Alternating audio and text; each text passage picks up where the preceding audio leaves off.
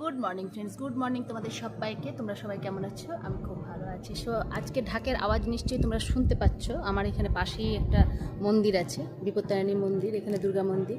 এখানেই আমরা গত মঙ্গলবারের দিন আমি পুজো করেছিলাম। তো আজকে তার শেষ দিন বিপত্তারিণী পুজোর।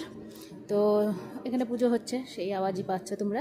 তো যেটা দেখানোর জন্য এসেছিলাম, দেখো এইটা হচ্ছে আমার নাগচম্পা গাছ। এই গাছটা কিন্তু আমি ডাল কেটে করেছিলাম। তো ডাল কেটে একটা ছোট্ট ছোট্ট ডাল কেটে, এটা একটু বড় হয়নি খুব একটা, মোটামুটি হয়েছে। আর এইটা দেখো একদম অনেকটা বড় হয়ে গেছে। তো দেখো তাতে কুড়িও চলে এসছে। আমি খুব তাড়াতাড়ি কাল পরশুর মধ্যে অবশ্যই কুড়িটা ফুল ফুটিয়ে যাবে। তো এটা আমার মানে তোমাদের সঙ্গে না শেয়ার করলেই হচ্ছিল না, যে আমি নিজের হাতে আমি যে এটা করতে পারবো, আমি ভাবতেই পারিনি যে এটা আমি বাঁচাতে পারবো একে।